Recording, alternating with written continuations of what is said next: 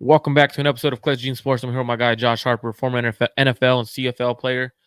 Today's episode, you guys are gonna get Brock Purdy struggling and coming through late in the game, Kyle Shanahan's game plan, the 49ers preview of the Detroit Lions. You guys are gonna get a lot of information right after this.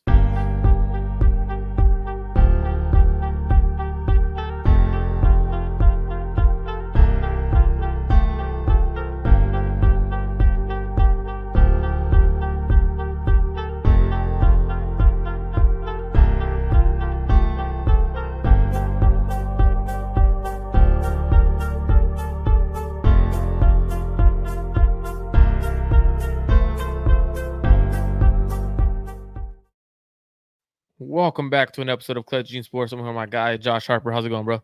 What's going on, Marco? My guy, what's going on? Good, man. How you doing? Doing good. Can't complain. Nerve-wracking game, but they pulled it through. The boys pulled it through. So, it was a great Saturday. To say the least. It was definitely one of those. A win is a win, right? Yeah. A win is a win is a win kind of thing. But man, I'm definitely getting a new intro. I don't like the 30-second countdown. Working on that. I used to have an intro, pretty nice one, but it's with Trey Lance. I'm not playing that no more. It's Brock Purdy time. You know what I'm saying? So no need to play that anymore. So for me, I have it there, but I'm like, I can't play that. Like it's Trey Lance.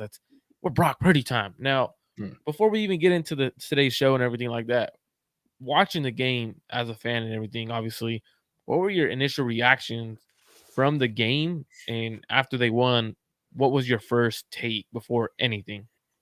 Well, so like during the game, it was an ugly win, right? It's playoff football, so whenever you win a game, you're happy, you're juiced. But at the end of the day, ugly win. You always want to, see if a team can, win those ugly games. I know the narrative around the Niners have been like, can they win that ugly game? And they proved everybody wrong. So those were my thoughts. Everybody could see that the Niners did not play good whatsoever, right?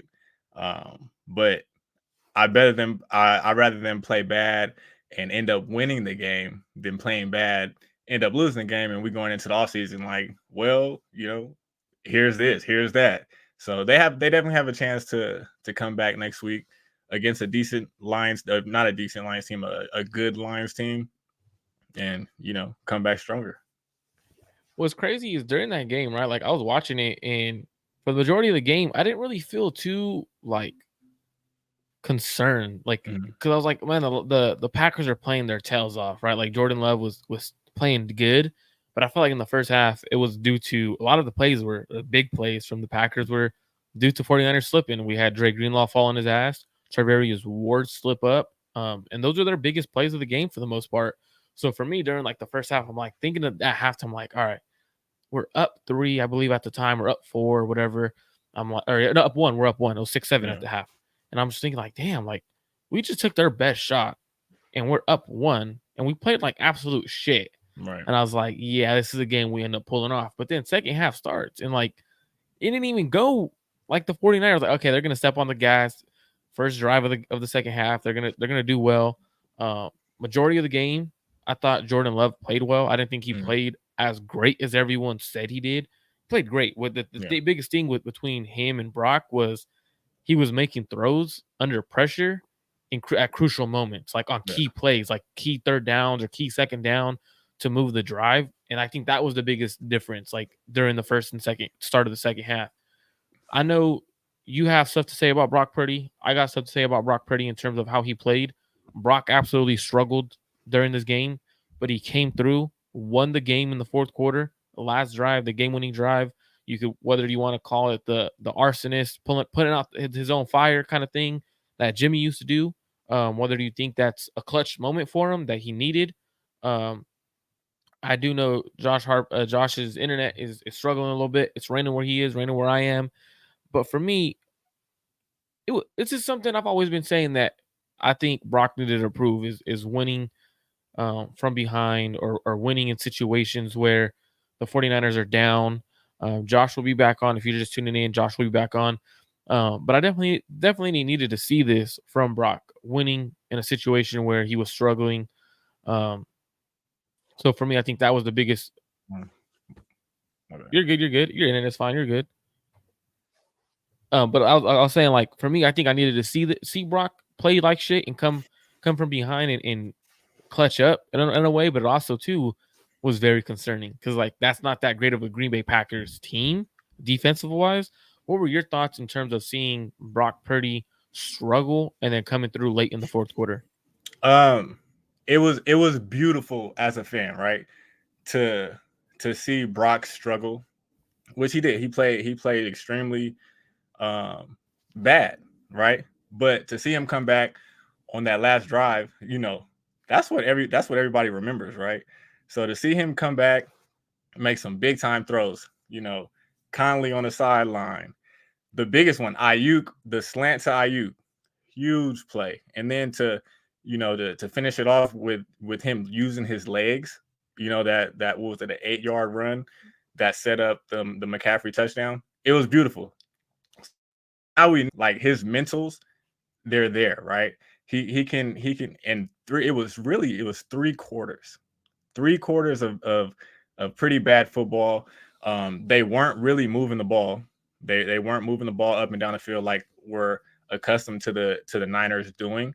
But with that being said, at the end of the day, what everybody remembers is the last drive what that Brock Purdy put together, and I commend him. He's a young quarterback. For a young quarterback to struggle for the majority of the game and to come back and make the plays that he did, regardless if they were special plays or if they were routine plays. He was there. He made the plays. He put the rest of the game behind him, and was there for his team when they needed him. So big ups to Purdy on that, on being able to bounce back from a bad game. And for me, I thought that was huge. I've always been saying, like, I'm holding my I'm have my reserves on Brock. Like, I don't know what he is yet.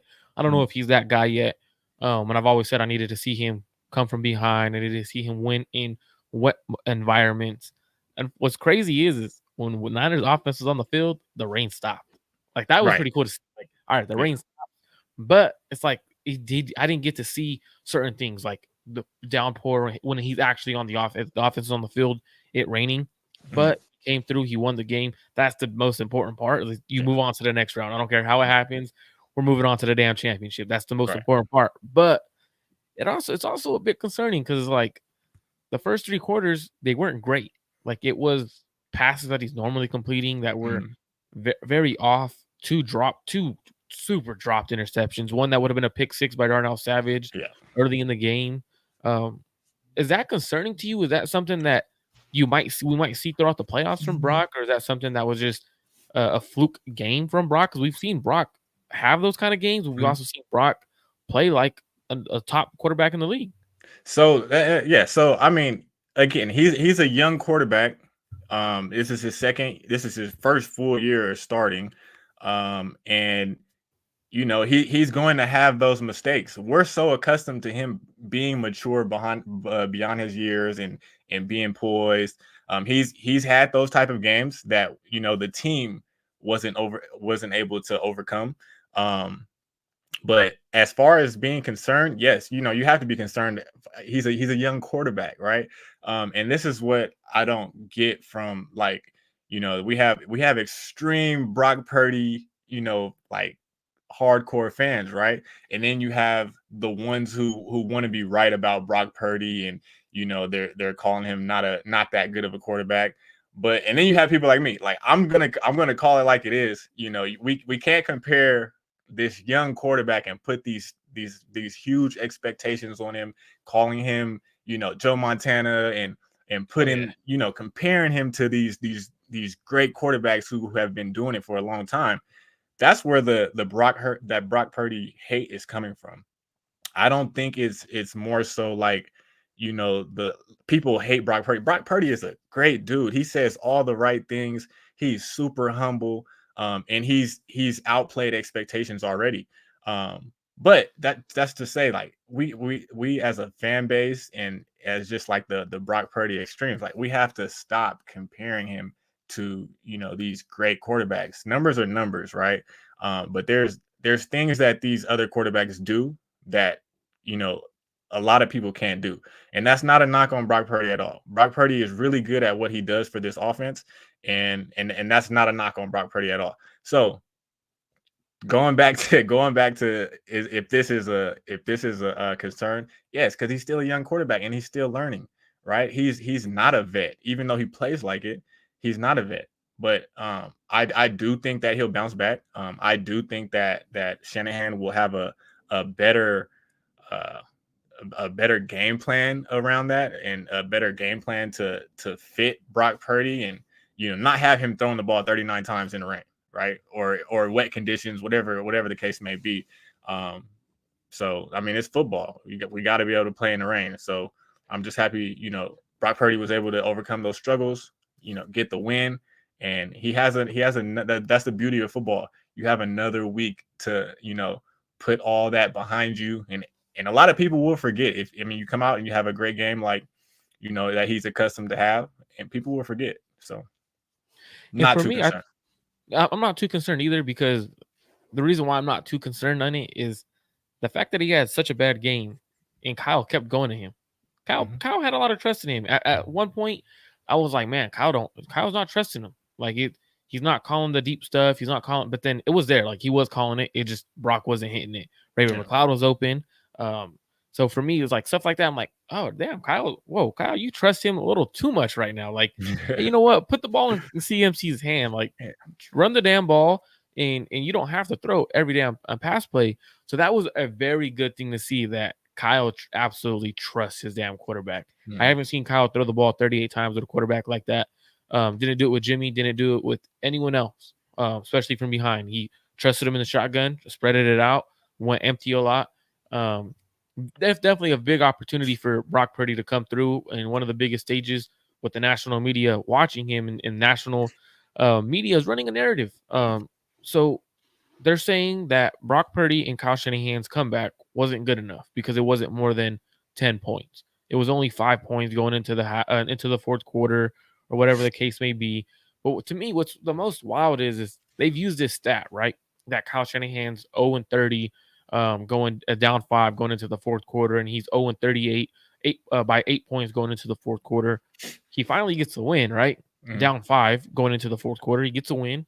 Brock Purdy gets that comeback win that everyone's talked about that he hasn't been able to do because he in X, Y, and Z. He gets it, and now the national media is like, it wasn't 10 points, it wasn't 20 points. Like, what the hell? Like, what the hell are you doing? Be consistent. If you wanted him to, like, I wanted to see him come from behind. Hey, kudos to you. You proved me wrong. You did what you needed to do. You played in the rain. You that's, to me, growth. Like, that's when the national media, instead of bringing Brock down, it's like, give him his damn credit. And to me, what are your thoughts on the national media moving the goalposts every time he proves them wrong at one point? And that's it's ludicrous, right? Like, and that's what it goes back to the comments that I just made. Like, you have people who are, I would say, so somewhat of a hater, right? Hating on Brock Purdy, and trying to move the goalposts just because he's not as talented as these other quarterbacks, like the Lamar Jacksons, the Josh Allens, and those type of quarterbacks. Then you have the extremes who keep comparing him to those quarterbacks, and that's where the clash comes from. And the national media, they're eating it up, right? Like, you can't keep moving the goalposts just because you're trying to prove a point that Brock Purdy is not this athletic or crazy talented quarterback. He came from behind. He proved everybody wrong that he can come from behind. He had a great drive to put the Niners up front, or on top, and win the game. That's that. He came from behind. It doesn't matter how many points, 5, 6, 7. He did what he was supposed to do. It wasn't pretty. Oh well. Let's say he didn't play well first 3 quarters of the game, or even into the fourth quarter. He didn't play well, but so what? They won the game. Give him his credit for having the game winning drive, but you can also say he didn't play well. But it's no need for the national media to pile on him. I've seen a few people piling on him in the national media, and I don't think that's right. just because he played well when it mattered most, and he has another week to build on that and have a better game, which I think he will. And what's crazy is like the national media, right? Like they have like this narrative, and I agree to a certain extent with the national media. Like I've always said, Brock is not in the category, and he should not be compared Right. to Joe Montana, Steve Young's. Like we're comparing them to Hall of Famers already, year one, year two. For me, that was where I was like, you know what? I'm gonna hold my opinion on Brock because I did the same thing with Jimmy Garoppolo. I learned my lesson. I was like, when he came in his first 5 games, 2019 season, I'm like, hell yeah, we got our quarterback. People were calling him Jimmy Jesus and stuff like that. And I'm like, for me, I'm just like, I learned my lesson, right? And we see what Patrick Mahomes and Lamar Jackson, those kind of quarterbacks, right? The elite talents, right? Yeah. We see what they do on a weekly basis. But then we see the 49ers fans who are obsessed with Brock in the sense of they talk about his stats and they bring up his stats. For example, I saw someone say, well, Brock Purdy threw for 250 yards. Josh Allen didn't even combine for 200 something yards. I'm like, well, if you rewatch that game, without Josh Allen, that team gets blown out. Like Josh Allen did way more. The eye in the sky don't lie. Now you can look at the stats. You could convey the stats however you want, but the eye in the sky don't lie at the end of the day. And when you're comparing them to guys like Mahomes, who's making ridiculous throw play after play, like you can't really compare them. And for me, I think that's like you said, the national media eats it up. Like, oh, you want to compare him to Joe Montana, Patrick Mahomes, the best quarterbacks in the league? Well, he ain't doing this. Yeah. So for me, I think that's the biggest thing is as a 49er fan, we have to realize you don't need to be Patrick Mahomes. You don't need to be compared to those guys. Those guys are in a different echelon. Like they're up there. Like AFC quarterbacks are beyond NFC quarterbacks. You just need Brock to be the quarterback of the 49ers who could lead them to a Super Bowl. Besides that, you don't need him to be the Patrick Mahomes or the Josh Allen. So we need to stop that narrative and we need to bring it back. What is Brock? And actually talk about Brock Purdy in that way. Now, Brock Purdy's play caller, in my opinion, his game plan wasn't the greatest. What were your thoughts on his game plan, situational, time management, and stuff like that? He going into the half, Kyle Shanahan wasted a shit ton of time, right? People were, I thought he should have taken a timeout around 50 seconds. Some said a minute. He ends up wasting all that time and waiting to getting down to like 30, 20 seconds roughly, calling a timeout, having to spike the ball, killing more time, and eventually settling for a field goal that gets blocked. What was your opinion on his time management as well as his game plan on certain situations? So on specifically that the before the half drive, go score, man. Go score go score the ball, bro. Like, why is he wasting all that time and to put the ball into like the kicker's leg? Like, no, you have the number one offense. You have all these weapons. Go score a touchdown, right? At that point, the score was what, 7 to what was it? It was 7-6 at the time. 7-6 at the time because he missed the field goal. Like you have all these weapons. We have the best running back in the league. We have a really good quarterback. We have Brandon Ayuk. We have George Kittle. The offensive line, they pass blocked really well last night or on Saturday night.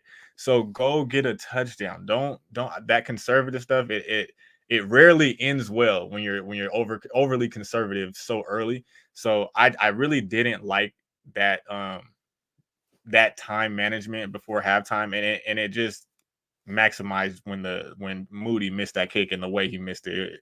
I know it got blocked, but it was already going wide left.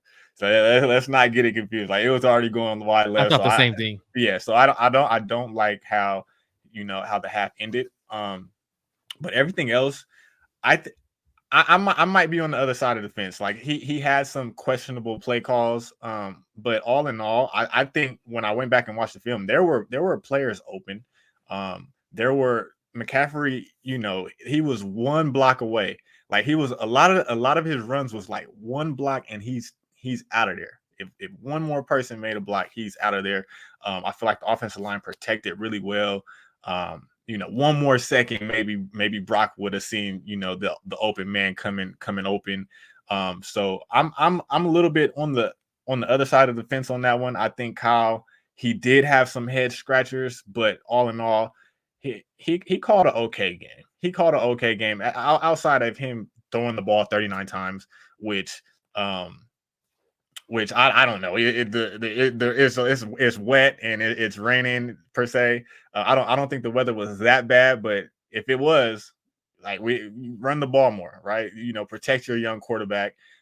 So I think that in that regards, he did have some questionable play calls and time management, but again, going back, I think he called a decent game. It wasn't as bad as initially thought. If you guys enjoy the content, make sure you guys go to Clutch Gene Sports and Josh Harper TV on YouTube. Make sure you guys subscribe. We appreciate you guys for tuning in. For me, I wouldn't say necessarily I agree with you. I wouldn't say the game plan was a bad game plan, but just certain situations, right? Like running the ball on 2nd and 10 when he's normally aggressive on those situations. Coming out of the half, I thought it was a terrible idea to put Juwan Jennings. Like, I don't care if I know Juwan Jennings put out a statement on Instagram, like, I worked my ass off for those kind of handoffs. I don't care. Like, in this situation, you have Christian McCaffrey, who is arguably the best player in the NFL, who deserves that handoff because you're starting the second half, 7-6. You didn't score to end the first half. That was a bad situation. So now you have to go get a touchdown right now, and they go 3 and out. They run the ball with Juwan Jennings and lose 2 yards. Right. A lot of their plays, I felt like a lot of their plays on first down was negative plays. And for me, I felt like Kyle could have done a better job on first down, setting up Brock Purdy for better success. Now, there was a lot of things open. A lot of things open. Ray McCloud deep down the field, wide ass open. That, in NFL terms, that's wide ass open. You can't throw that much inside when the receiver's already going outside. Like, to me, I'm like, that's stuff that you don't normally do. I felt like it was more so Brock Purdy not seeing the field right or feeling uncomfortable with his grip on the ball. And there was that video that went viral where he gets the ball, moves it to his left hand, wipes his right, puts his hand back on the ball, getting ready to throw. And before he unleashed it to Ray McCloud, I felt like that was the issue majority of the night. Like, it was Brock Purdy not being able to have control of the ball, comes out to start the game with a glove on. I've never seen Brock Purdy with a glove, even in college. Yeah. Like, I've never seen that from him, even going back to college. So for me, I felt like the game plan wasn't bad. I just felt like situationally, Kyle was at times questionable. Seeing the Juwan Jennings one, there was another one where it was the timeout, obviously, at the end of the half. There was another play where 1st and 10, I felt like Kyle they were moving the ball. They picked up a first down, running the ball. They picked it up. I'm like, okay, cool. Kyle's starting to establish the run. First down, it's going to be a run. Christian McCaffrey was picking up like 6-7 yards on that drive. Yeah. Goes to play action pass, incomplete, and 2nd and 10. I'm like, all right, that's technically a negative play. So for me, I'm like, that's questionable. You're averaging at the time of that drive like 6 yards to carry. Christian McCaffrey to end the game averaged 5.8 yards of carry. He only got 17 carries in that game. That's, like, to me, that is what I'm talking about in terms of questionable. Now, I do see Low the Truth 81's comment, and this is something does the injury to Debo, did that affect Kyle's game plan throughout the game? Did it completely alter Kyle and make Kyle go 38 pass plays to only 17 technically runs, because 6 of those are 18 runs because he ran with Juwan Jennings at one point, and 6 of those were from Brock Purdy scrambling? Was that due to Debo's injury? Well, obviously not. If he feels like Juwan Jennings can get back there and do the same type of things that Debo did, he led the half with a Juwan Jennings run. So he knew Debo was out, right? So if he thinks that Debo can do the same things or Juwan can do the same things that Debo can do, and Juwan feels like he can too. I didn't see the tweet, but if he feels so as well, the game plan shouldn't change. I mean, when you lose somebody like Debo, yes, it's going to change, but you know that, like, you have to understand, like, if Debo gets hurt, there's certain stuff and certain things that you can't run and that you can't do. So if he wasn't prepared, if he doesn't have a backup plan, if Debo gets shaken up right here, or if Debo, goes out with injury, if he doesn't have a backup, like he's a head coach, he has a backup plan. Debo has injury history.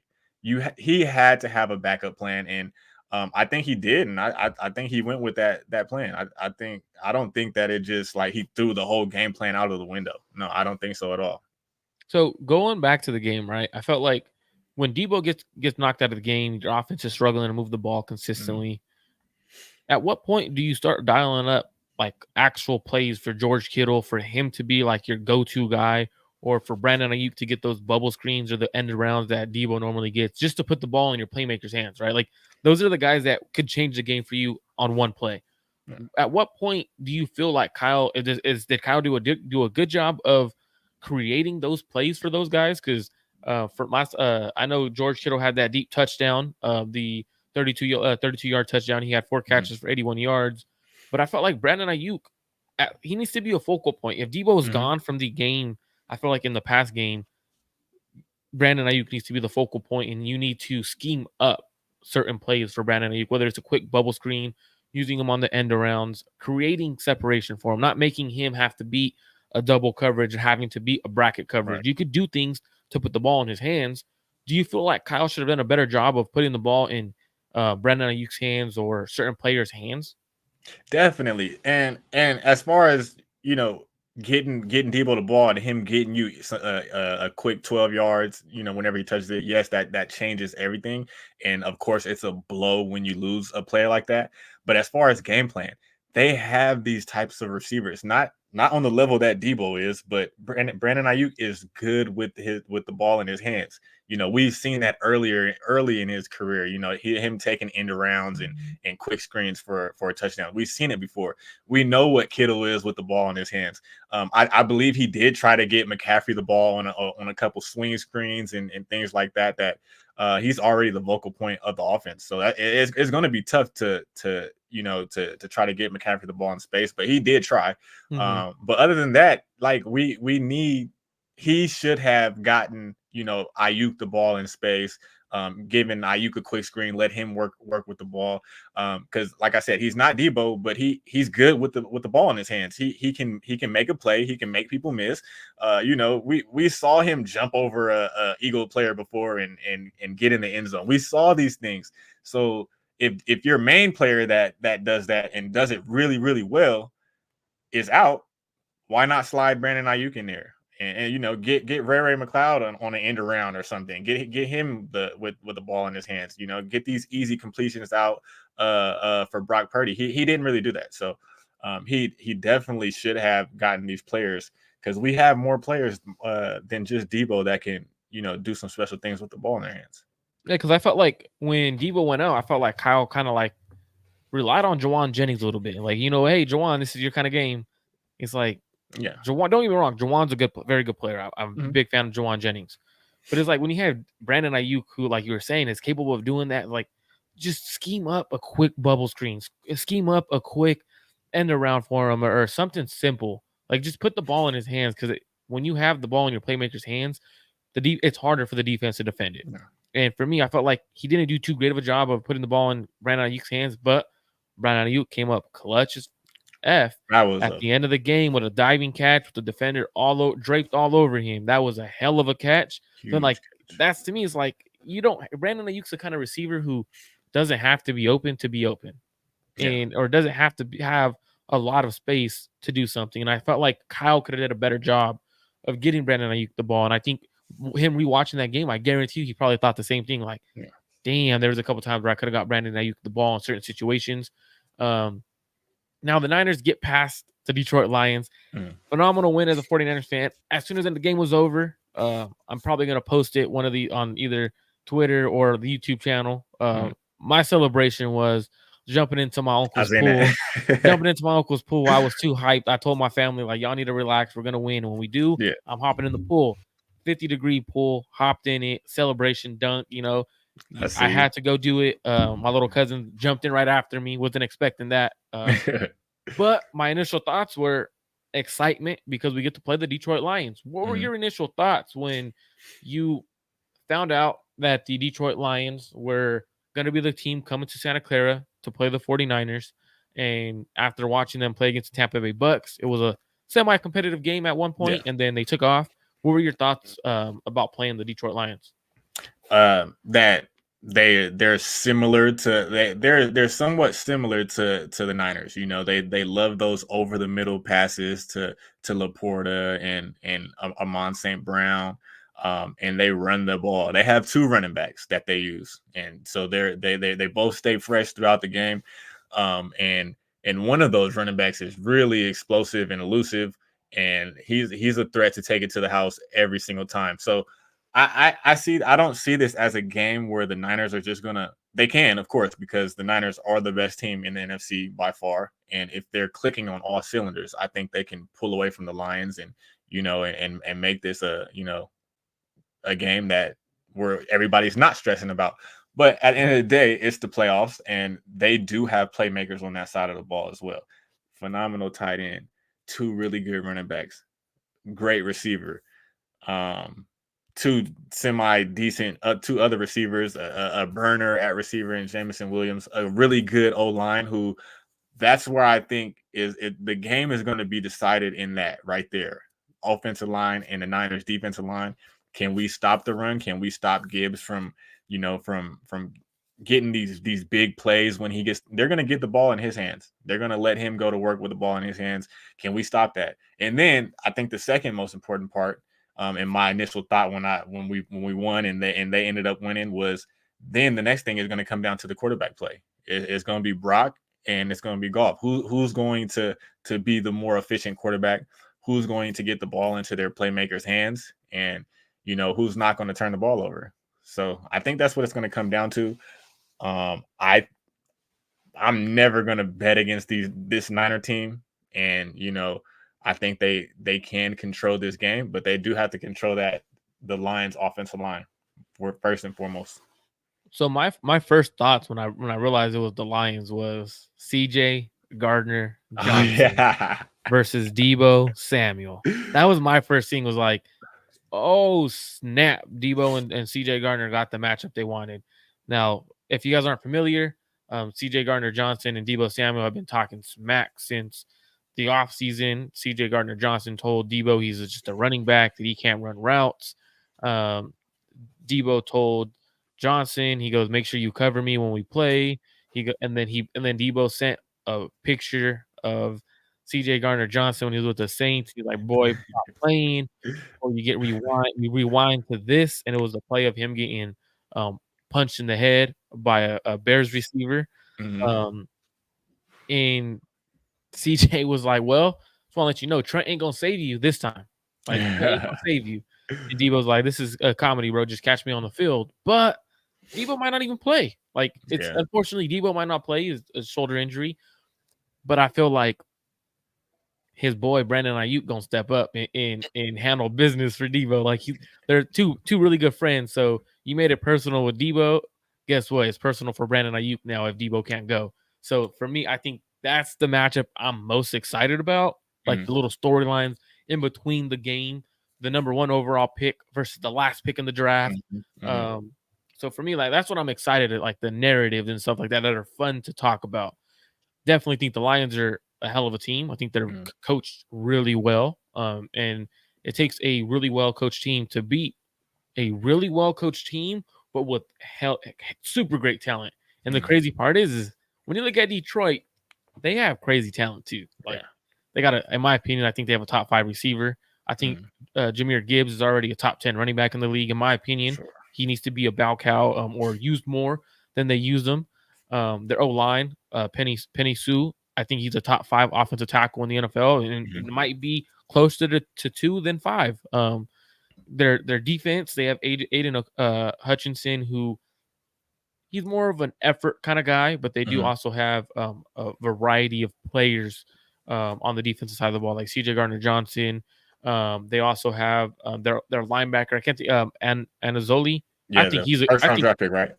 I don't know if Anazoli's a first round draft pick. I think that the other one was one from Iowa. Yeah, from Iowa. Like yeah.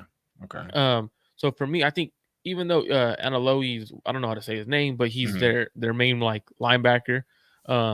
I feel like he's a solid linebacker. I mean, I think Kyle's gonna make him be the one that gets picked on during the game. But for me, I do think this is a fun matchup.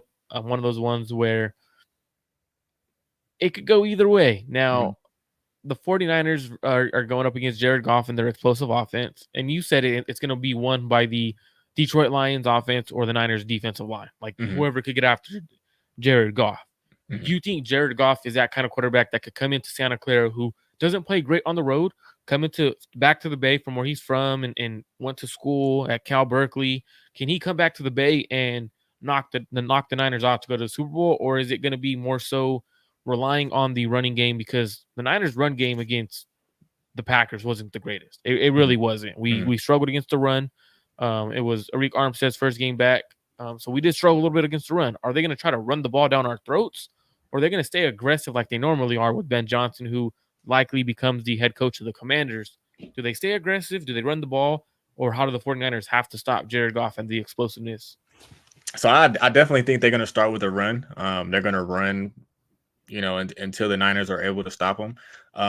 But at the same time, I feel like if you give Goff time, he's able to pick apart a defense. He showed that throughout the year. But if you get pressure on him, he's not very mobile.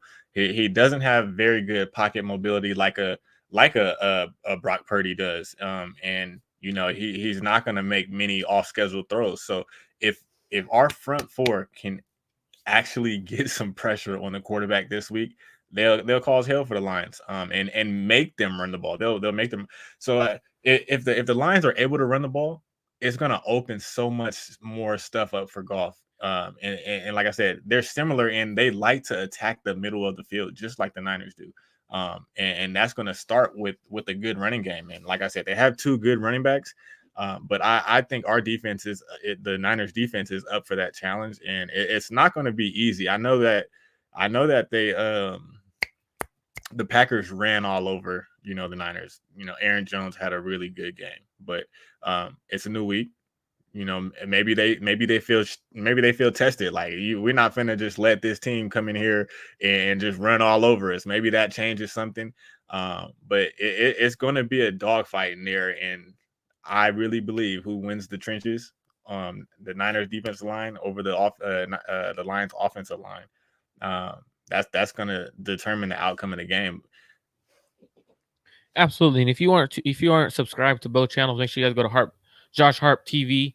Link is in the description. Make sure you guys go to Clutch Gene Sports. Subscribe to both channels. If you guys aren't familiar who Josh Harper is, Josh Harper played in the NFL, the CFL, a legend at Fresno State, played receiver. For me, I think the biggest thing is I notice is the Detroit Lions do like to attack the middle of the field. But the Niners have someone who takes away the middle of the field. They got Fred Warner, and this is where Fred Warner, his game is going to be on display all game, taking away the middle of the field as much as he can, taking away the seams, and stuff like that. Like we see what Fred Warner does against other teams, but this is the kind of game where I won't be surprised if he gets an interception because of him taking away the middle of the field and Jared Goff's willingness to attack that middle. I think what the Niners got to do is do whatever they got to do to take away the run and force Jared Goff to beat you.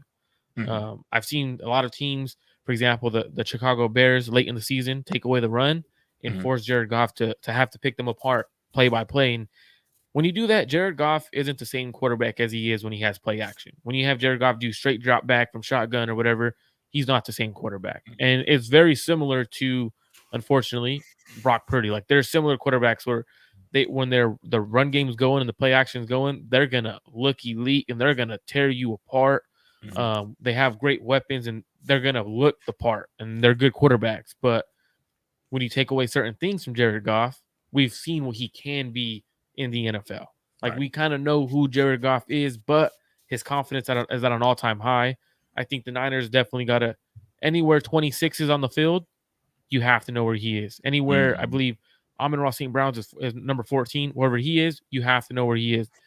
Those are the main two guys. I think I would rather have David Montgomery pick up 2 to 3 yards of play rather than Jahmyr Gibbs pick up 2, 3, because those 2, 3 turn into 50, 30, like that on the snap of a finger. That's how fast Jahmyr Gibbs is.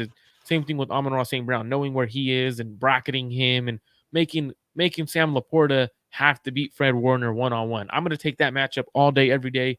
A veteran on a rookie, taking that matchup all day, every day. I think the Niners could slow this Lions offense down, and I think it's because of Jared Goff. I think Jared Goff is, in my opinion, the X factor. If Jared Goff plays at the high level he's been playing at, it's going to be a very competitive game. If the Niners could get to him and rattle him and put pressure on him, he's a different quarterback. And I think at the end of the day, Kyle has played against Jared Goff a few times. The team knows how Jared Goff is. Now, this isn't the same. I would go in understanding this is not the same Jared Goff. Right. The Jared Goff in LA was a Jared Goff that was broken mentally. And what I mean by that is his confidence was broken by Sean McVay.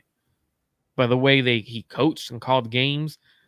On the other side, you got Dan Campbell, who has instilled the most confidence in Jared Goff I've ever seen. Like this, he is so confident in him. Where he calls the game so aggressive, going for it on 4th down, 4th and 5, around the 50-yard line constantly because he trusts his quarterback. And for me, I think Jared Goff is the X factor. I know normally the trenches are where it's won, but I do think Jared Goff at this point is going to be the reason the Detroit Lions win or they lose. And it's easy to say the quarterback's the reason. Obviously, they have the ball in their hand every play. Yeah. But we've seen him go from playing at an elite level to playing at the bottom tier of the NFL in a snap of a finger once things start going wrong. Now, the Detroit Lions defense has to contain a 49ers offense. And the Detroit Lions defense has struggled, in my opinion, throughout the season, including the playoffs, against good offenses. How does the Detroit Lions play against the Niners offense, and how do the Niners attack this kind of defense? So they have the blueprint from the last 2 full games that the Niners played, right? So that was it? I believe it was Baltimore, or who did they play after Baltimore? They played the Washington Commanders. Okay, Commanders, right. And so then they have 2 games outside of the Commanders and Rams game that they can look to for guidance and how to slow down or contain the Niners offense. They may not have the same defenders that these 2 clubs have. I know the Packers didn't have good statistically, like a good defensive stats, but they have players over there. They have players on that side of the ball. They have some decent rush ends. They have, I think Savage is a decent safety, and they have Jair over there playing corner. They may not have those type of players, but you have something to look at and see how can you slow the Niners defense down or Niners offense down. So I think they'll look at that and see what it is they can do to slow the Niners down. And one thing is playing too high quarters coverage where it's confused Brock on multiple occasions, and that's kind of concerning. But I think after seeing that, I mean, the Niners are doing the self-scouting on themselves too. So I know Kyle's in Brock's ear and telling them when you see too high, or if they disguise it this way and you see the safeties staying there, look this way, or so I think the Lions will look at those 2 games. And I think that they'll try to take away the middle of the field as well. That's where Brock feels the most comfortable. He can make the outside throws. I'm not saying he can't. We've seen it with Conley, a very clutch throw and catch. So he can make those throws, but he feels most comfortable in the middle of the field. So if the Lions are smart, they'll try to take away that just to make them feel less comfortable. And they'll focus on CMC as well. So those are the 2 things: taking away the middle of the field and focusing on CMC, not letting him get used. Easier said than done. He's the best running back in the league, and he makes a lot of people miss. And that Lions defense isn't as talented as say a Ravens team or even as the Packers, I feel like, but they do play hard. They take after the identity of their coach, and you can see it on the field. So we're gonna have to see what happens come Sunday. Absolutely. And for me, I think the biggest thing is slowing down the 49ers offense is hard because they like to be in a nickel look. They sometimes like to go to dime, and their safety looks that they have is they got Brian Branch, who's their nickel corner, but he's more of a safety than anything. She's like that. In at Bama, they use it as that star role. He's able to do whatever he wants. So they got Brian Branch, they got CJ Gardner-Johnson, and then they got their big safety Ifeatu Melifonwu, Syracuse, right? Yeah, from Syracuse, and then they got Kirby Joseph from Illinois. And there's a lot of times you see all four of them on the field together. Sometimes you see mainly you see three of them, but when they're the smaller guys that are on the field, I'm running right at them. Yeah. You have to impose your will on this kind of team because, like you said, Detroit's team is built off of grit. They're built off of a mindset of we're more physical than you. I'm gonna out physical you all game. You're gonna see me for 60 minutes of this game. You're gonna have to see me one-on-one, mano-a-mano, just like their center. Sprained his knee, sprained his ankle. Stayed in the damn game and went up against Vita Vea all game long. Gave up one pressure. Yeah. Was hella good in the run game. Like that's their mentality.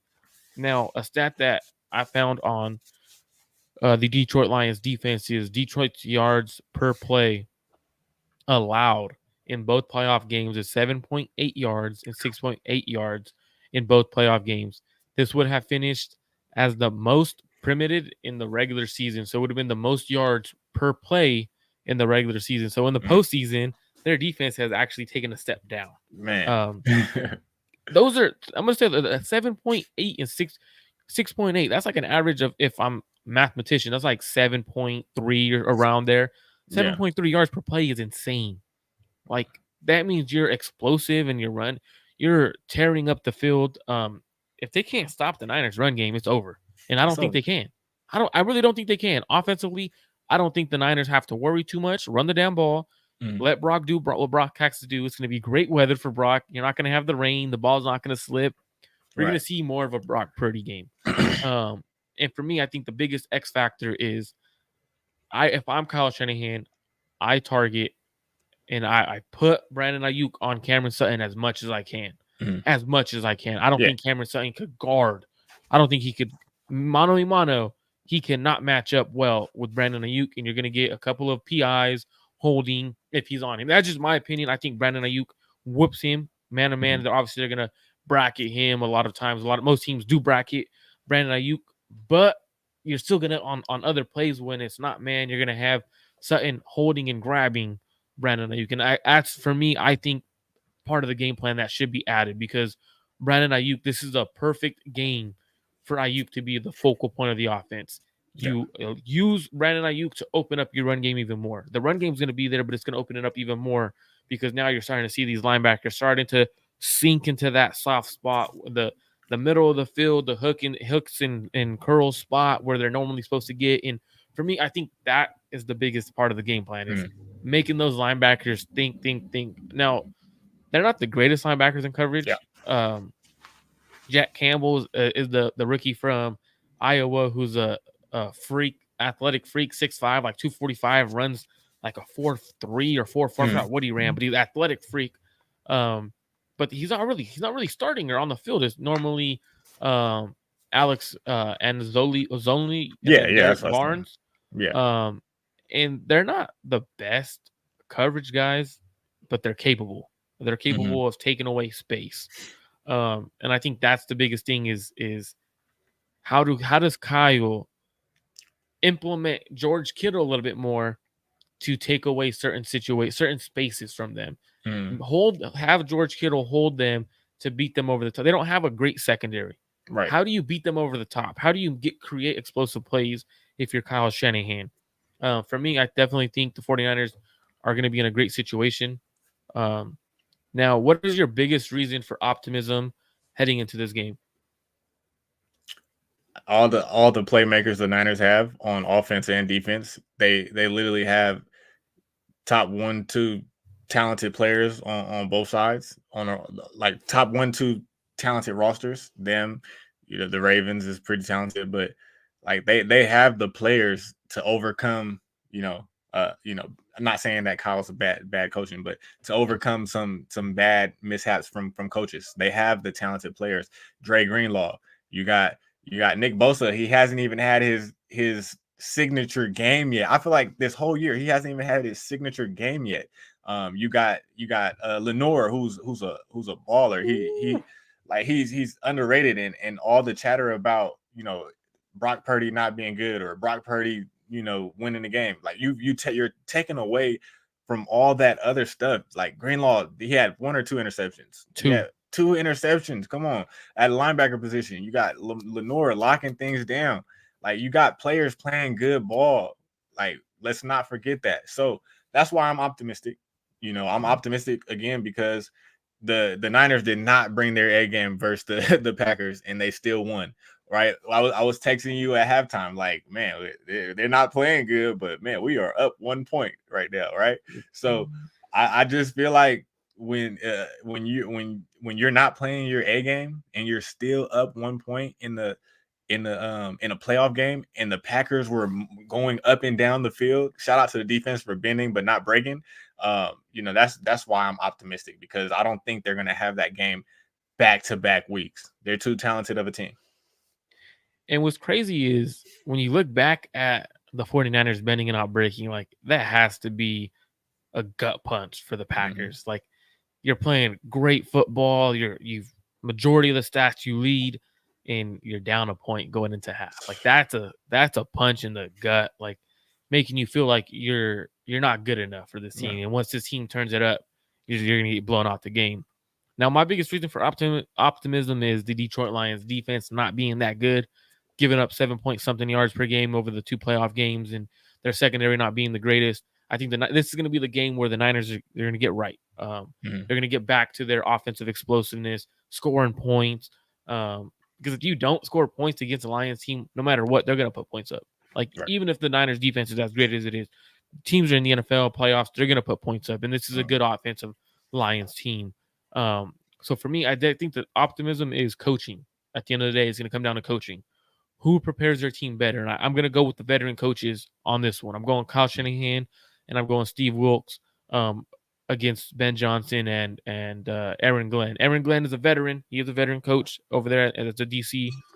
But I think Kyle Shanahan and Steve Wilks have the experience and have that understanding of what they need to do in these playoff games to win the games. Great adjustments by Steve Wilks coming into the second half to take away things from Jordan Love, certain things, and forcing him to throw 2 interceptions in the second half. So that was a big turnaround. Now, is there an area of concern? What's your biggest area of concern? Is it Deebo Samuel's injury? Is it a certain player, not obviously a certain player who's not there, changing the game plan? What's the biggest area of concern? You got a few players. You got a few players in the defensive backfield who concern me.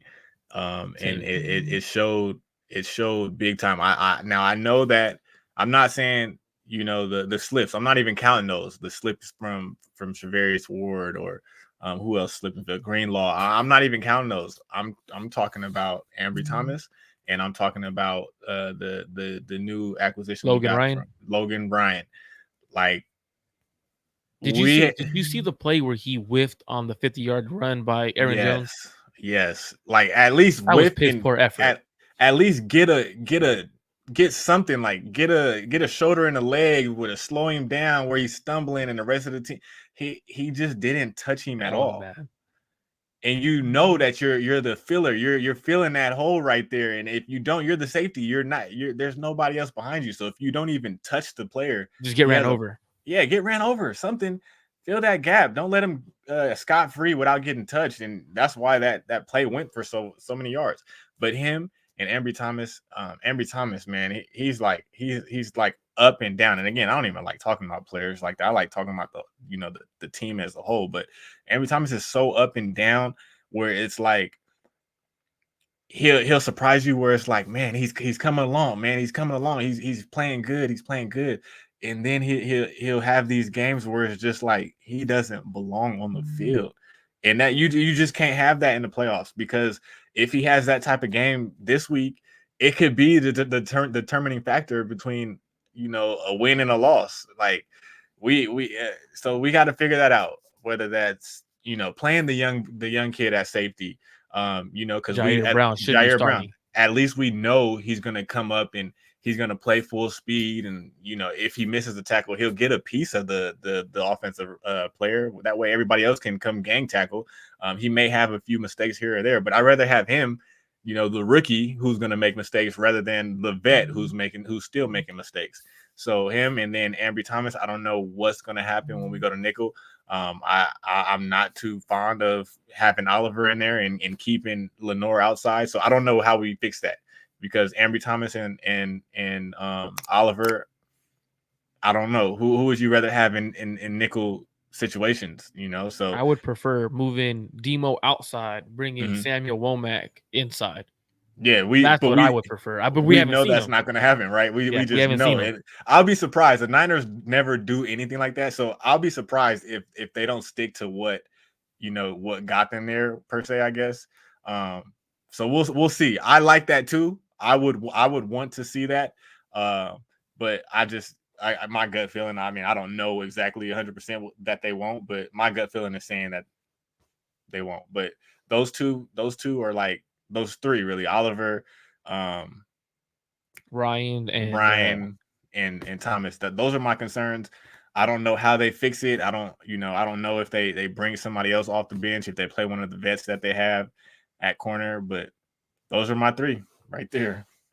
And that's for me. I think that's the biggest thing is I think Tig should be starting. I think Tig Brown should be starting over Logan Ryan. And I'd rather have a player with making a mistake at 100 miles per hour than a player whiffing, not knowing what he was really doing. Because I felt like it wasn't even a full speed whiff. Like he came in and kind of didn't know. Honestly, it looked like he didn't know what he was doing.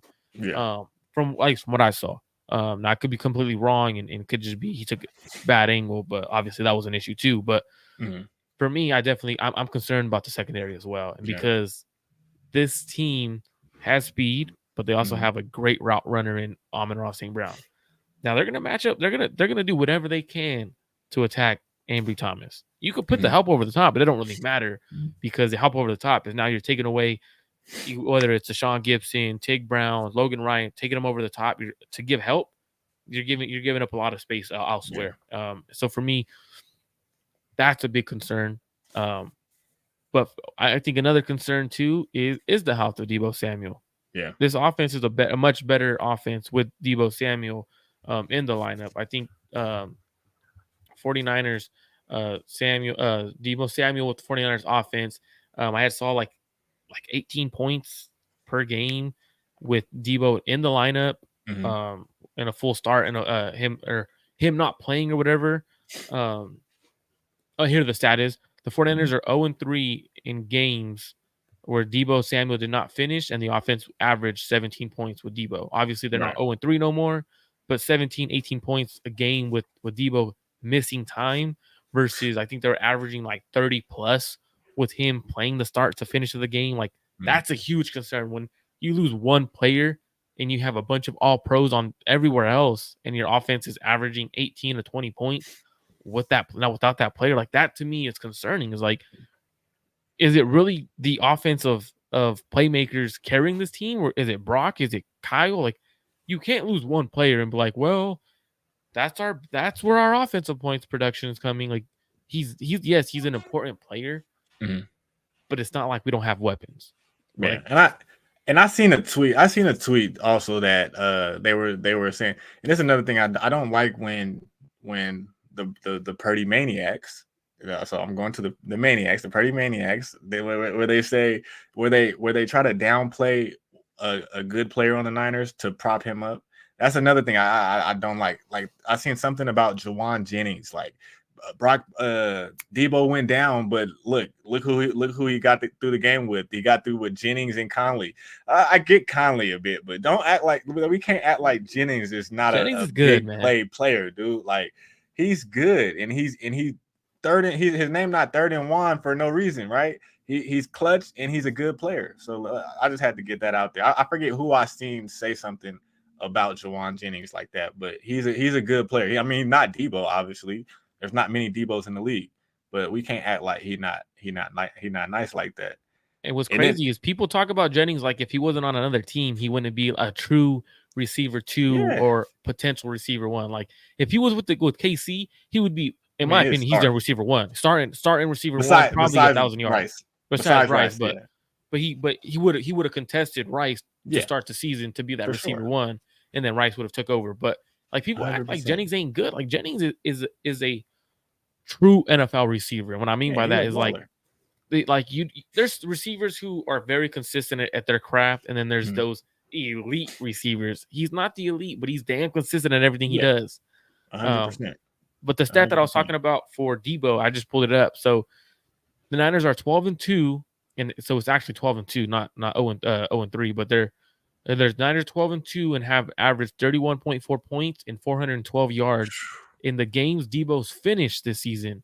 They are now 1-3 and have averaged 18.8 points and only 339 yards, which games Debo hasn't played or left in the first half. That is a 31 points to 18 or 19 points. That's a huge dip. And to me, that's an area of concern. Yeah. No, that's crazy. They got to figure it out. Maybe give Ayuk some of those catch and runs that Debo is really good at. Even when give Jennings some of those opportunities. He's good with the ball in his hand. Run after the catch. So I don't know. Yeah, that's concerning. Now, as a Niners fan, you're most likely 99. I'm gonna say 100%. You're picking the Niners as a Niners 100. But as someone who analyzes football and stuff like that, would you pick, or like, is it the same prediction? Because I know mine from Niner fan to analyzing this game, mine's the same. I think the Niners are a better team all around. Do you feel the same way? Yeah, I feel the same way. But I do have another concern, and not concerned with his ability, but if the Niners have Charvarius Ward follow around Amon St. Brown, I don't think he's really good with the smaller, twitchier type receivers. So that's my concern. I don't want to see Charvarius Ward shadow Amon St. Brown. Back to the score prediction. How do you feel about that? I don't want to see it, but how do you feel about that? I'm a bigger believer of I'd rather have my cornerback one shut down one side of the field, and I'll worry about the other side. Versus I'd rather have my number one corner shut the right side of the field down, and I'll bracket the left side if I have to. Yeah. So for me, like I feel like that to me that's a better game plan than having him rotate because he is not like against shifty receivers who are great route runners. He struggles. And for me, I agree with that. And actually, someone that we might want to think about shadowing him is actually Demo. Yeah, exactly. To be honest, it's actually Demo. If we're gonna shadow him, send Debo around with him because Demo's gonna try to bully him. He's that physical guy. He's shifty too. So if we're gonna shadow him, have Demo shadow. So that's just I'm not a cornerback expert, but if I had to choose one of them, it would be Demo over Charvarius Ward because I think Charvarius Ward could hold his own on one side of the field and completely take that away. Yeah. No, I agree 100%. 100%. But as far as my score prediction, as a fan and as a analyzing the game, like you said, the Niners are the better team from top to bottom, the better coaching from top to bottom, better roster top to bottom. I'll even you can even argue whichever way quarterback, but I'll go Brock because Brock has had the better year at quarterback. So we got the better quarterback. So I think this game is going to be a dogfight.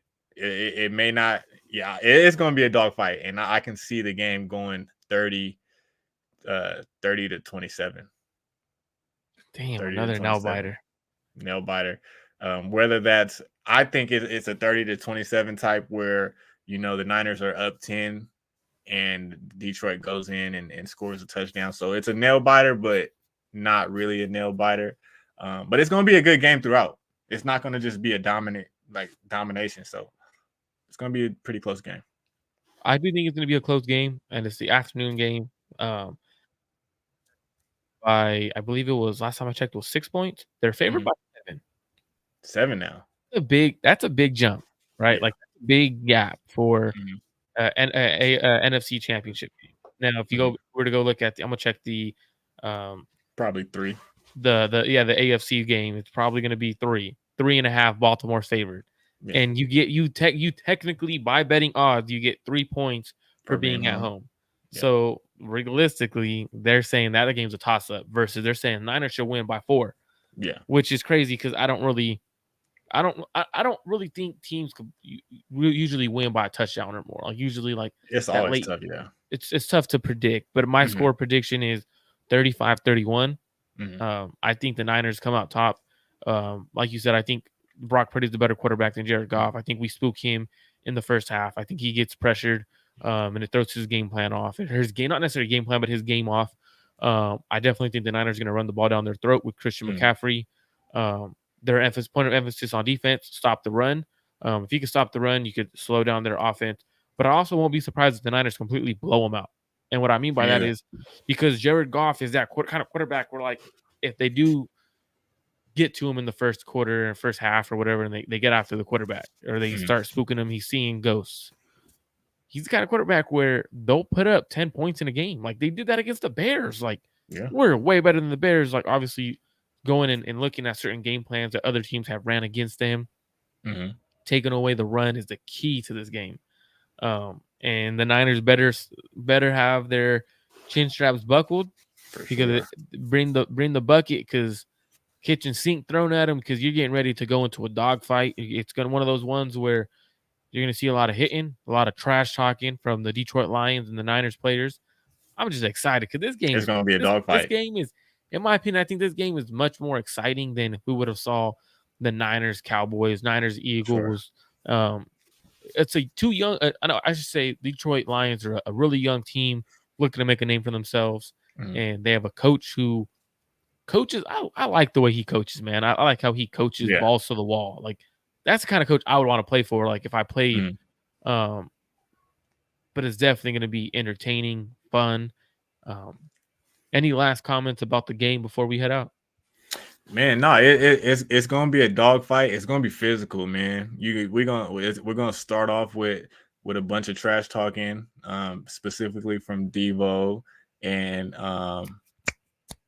Charlie Gardner. It's gonna be a lot of trash talking. It's gonna be a lot of hitting. Again, the Lions their identity is taken after their coach. I mean, you talk about somebody biting kneecaps. Like he's gritty. He's gonna be. He wants a dogfight. So I think that's what we're going to get, especially early on. But later on, I think the Niners start to slowly separate themselves and win the game. And again, like you said, it can be a blowout, but it's playoff football, man. And I'm not expecting a blowout, but I wouldn't be surprised. I gave you the score prediction already. For special teams, before we get out of here, because I do know they have Greg Reynolds, right? So they do have Greg Reynolds, who is a burner who returns kicks, I believe, and sometimes punts. Is that something we should be worried about? Because I know the Niners special teams has their kick return. I believe it was Isaiah Oliver who got washed out. He was a safety guy on the outside. He got washed the hell out, and that's what they give with that big old run on special teams. Is that something we should be concerned about with an explosive returner? I mean, well, first of all, like, I don't understand why the Niners I understand why you have those type of players, but like Isaiah Oliver, he's used to starting and he's probably not playing much special teams, but since he was demoted in his role, it's like now you have to put him into the special teams where he's not really a special teams type of player, I don't think. But yeah, I mean, you gotta that kick return that they gave up, that was big, right? That was big in the game and gave the Packers a chance. So yeah, I'm concerned. I hope they come out and play better and and keep Reynolds contained. I'm not too sure about him as far as a kick returner, but I did see him, run the ball a few times last week. So him and the burner, is it Reynolds? Their running back, Greg Reynolds. Yeah, I think he returns kicks. Oh, they Khalif Raymond. Khalif Raymond too. Yes. So yeah, when Khalif Raymond is back there, we definitely have to be alert and make sure he doesn't take one because he has the speed to take one to the house. So the special teams has to definitely come to play. So it's definitely going to be that. To me, that's something that we definitely should have an eye on. Special teams should get better. I think they're going to fix that. Obviously, so I think I would expect special teams to be on their A game this week, especially after what just happened. Potentially, that could lose the games in the NFL. And at the end of the day, if you guys are interested in Brock Purdy, Jared Goff, Kyle Shanahan's game plan, go to the beginning of the episode. Make sure you guys subscribe to Josh Harp TV. That link is in the description. Make sure you guys go to Clutch Gene Sports, hit that subscribe button. We'll be back next Monday to talk 49ers, hopefully Super Bowl, advancing to the Super Bowl. Hopefully that's what happens. If not, we'll still be back Monday to talk 49ers football. And then offseason starts very soon, and we'll be talking to offseason hires and stuff like that throughout the NFL. But thank you guys for tuning in. We're out.